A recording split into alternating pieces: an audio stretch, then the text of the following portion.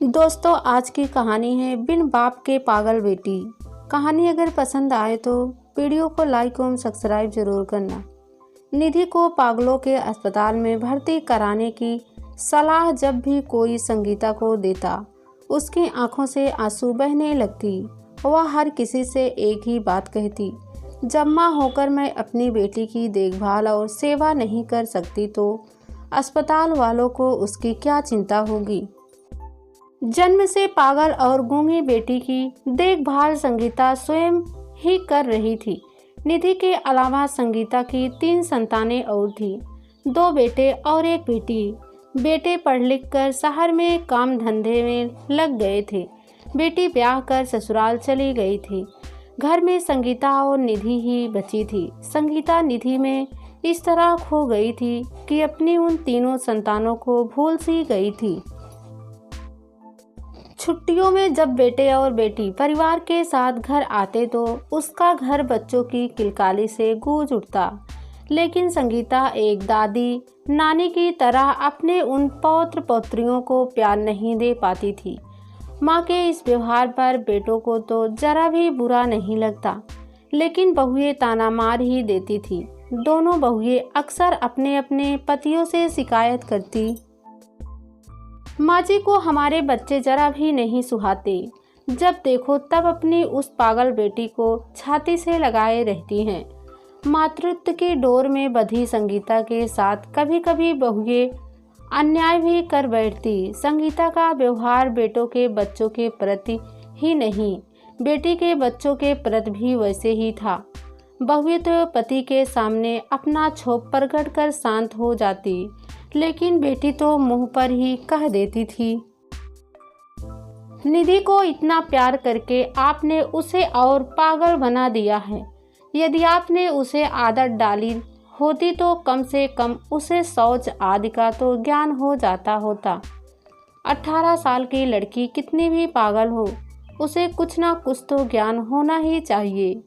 निधि गूंगी है, बहरी तो नहीं, कुछ कह नहीं सकती पर सुन तो सकती है।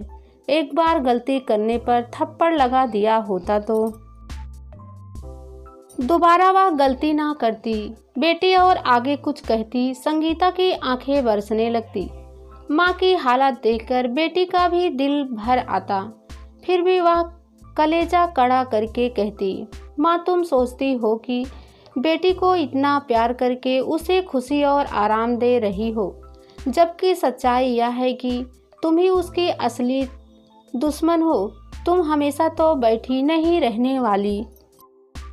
जब वह भाभियों के जिम्मे पड़ेगी तब इसकी क्या हालत होगी। तुमने कभी सोचा है? संगीता अन्य लोगों को तो चुप करा देती थी, लेकिन बेटी पलटकर जवाब दे देती थी। पागल खाना में उसे भेजने से तुम्हें डर लगता है, ज़्यादा से ज़्यादा वह वहाँ पर मर जाएगी। उसके लिए तो मर जाना ही ठीक है। कम से कम 24 घंटों की परेशानी से तो वह छुटकारा पाएगी। वही क्यों, परिवार भी उससे छुटकारा पा जाएगा। निधि की मौत को संगीता भी छुटकारा मानती थी, लेकिन भगवान के मौत से जानबूझकर मौत के मुंह में निधि को ढकेलना नहीं चाहती थी। निधि का कोई उपचार भी नहीं था। सभी डॉक्टरों ने स्पष्ट कह दिया था कि वह किसी भी तरह ठीक नहीं हो सकती। गांव में कुसुम नाम की एक लड़की थी, उसकी मां नहीं थी। उसका दिमाग सही था, लेकिन वह बाद में पागल हो गई और उसके पिता उसे पागल खाना भेज दिए। संगीता सोच रही थी कि आज कुसुम की मां होती तो ऐसा नहीं करती, लेकिन 3 महीने बाद जब कुसुम घर आई तो उसे देखने पूरा गांव उमड़ पड़ा। जैसे ही कुसुम के आने की जानकारी संगीता को हुई, वह भी कुसुम के घर जा पहुंची थी। कुसुम ने बताया था कि कोई पागल अगर डॉक्टर या नर्स को थप्पड़ भी मार देता है तो पलटकर मारने की कौन कहे, वह खींचते तक नहीं है। यह जानने के बाद संगीता के मन में अस्पताल के प्रति विश्वास उपजा था। शायद निधि अस्पताल जाकर ही ठीक हो जाए।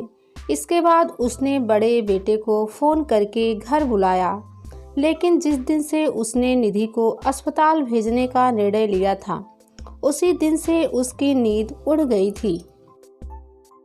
अस्पताल पर उसे विश्वास हो गया था। यही उसके लिए बहुत बड़ी बात थी। निधि सयानी होती जा रही थी तो संगीता बूढ़ी।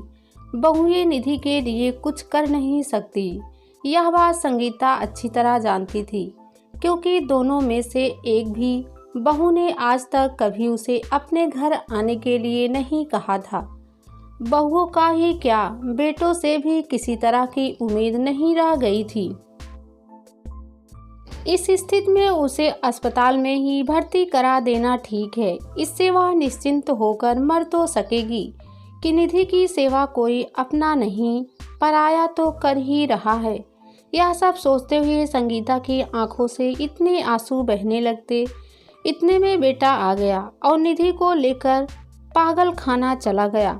मैं बहुत रो रही थी। इतने में एक नर्स ने कहा, इस बारे में आपको चिंता करने की जरूरत नहीं है। संगीता उसकी बात बीच में ही काट कर बोली, बहन चिंता इसलिए हो रही है क्योंकि यह एकदम पागल है, अपने हाथ से खाना भी नहीं खा सकती।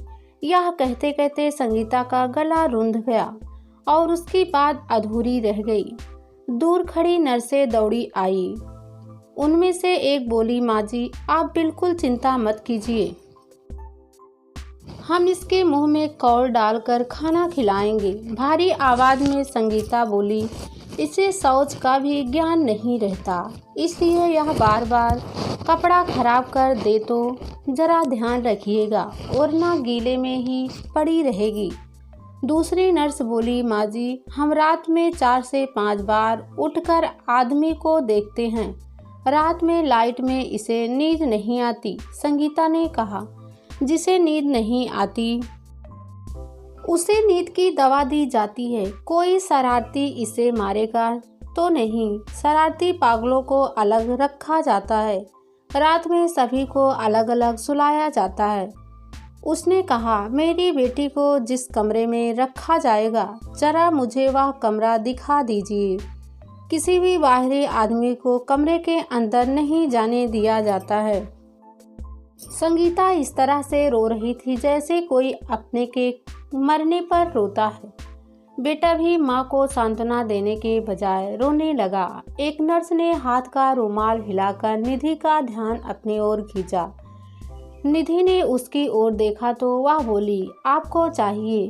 रुमाल पकड़ने के लिए निधि माँ की गोद से एकदम से खड़ी हो गई और हाथ बढ़ाया तो नर्स उसका हाथ पकड़कर प्रेम से बोली, तुम मेरे पास रहोगी, मैं तुम्हें अच्छा अच्छा खाना दूंगी, नए नए कपड़े पहनाऊंगी। निधि नर्स का मुंह एकटक ताक रही थी।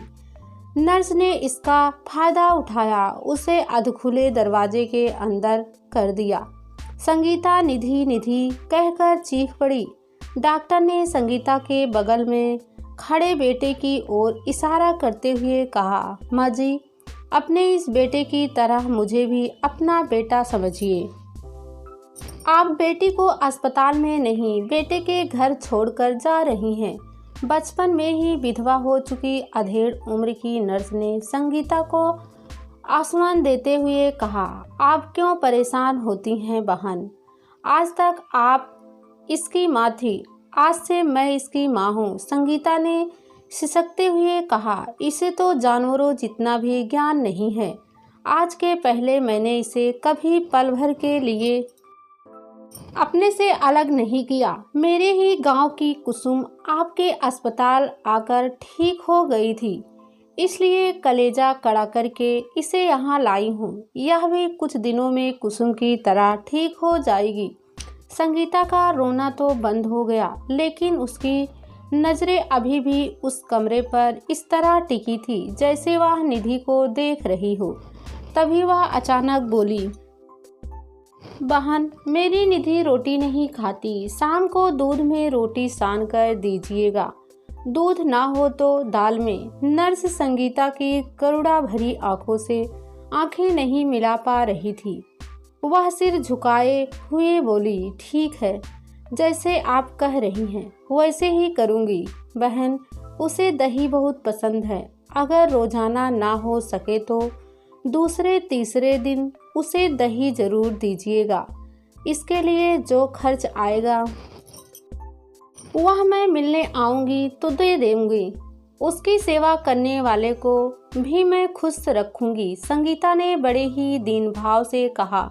संगीता ने देख लिया था कि अस्पताल में काम करने वाले कर्मचारी बड़े ही दयालु और भले आदमी हैं, लेकिन अंदर ना जाने देने वाली बात उसे अच्छी नहीं लगती थी।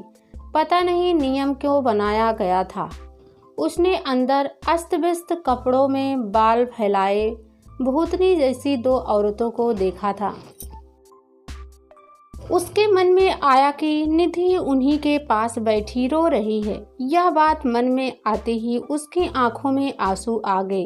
रात 11 बजे संगीता घर पहुंची। उसके रिश्ते की देवरानी ने उसके लिए खाना भी बना रखा था, लेकिन माँ बेटे ने खाने से इनकार कर दिया। देवरानी ने कई बार कहा, लेकिन खाना खाने की संगीता की हिम्मत नहीं हुई। संगीता के दिमाग में एक ही बात घूम रही थी, निधि इस समय ना जाने क्या कर रही होगी। ठंड बहुत है, उसे कुछ उड़ाया गया होगा या नहीं। उसने कपड़े कहीं गीले ना कर दिए हो। वह इस तरह बड़बड़ाई जैसे निधि उसकी बातें सुन रही हो। बेटा, बिस्तर पर पेशाब मत करना, रजाई ओढ़े रहना, हटाना मत, ठंड बहुत है। ये बातें सोते समय संगीता हमेशा निधि से कहती थी, लेकिन निधि ने कभी इन बातों पर अमल नहीं किया। रात में वह पेशाब कर देती तो संगीता रात में ही उसके कपड़े और बिस्तर बदलती। निधि इतनी बड़ी हो गई थी, फिर भी संगीता उसे अपने पास ही सुलाती थी, जिससे वह बिस्तर गीला करे तो उसे तुरंत पता चल जाए और उसे गीले में ना पड़ी रहना पड़े। उस रात संगीता को निधि के बिना बिस्तर सूना सूना लग रहा था।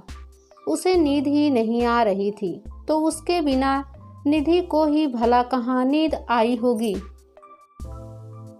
उसने महसूस किया कि निधि उसे खोज रही है। संगीता ने अपना सिर पीटते हुए रोकर कहा, मैं भी कैसी माँ हूँ जो बेटी को अस्पताल में फेंक आई। बगल के कमरे में लेटे बेटे को भी नींद नहीं आ रही थी।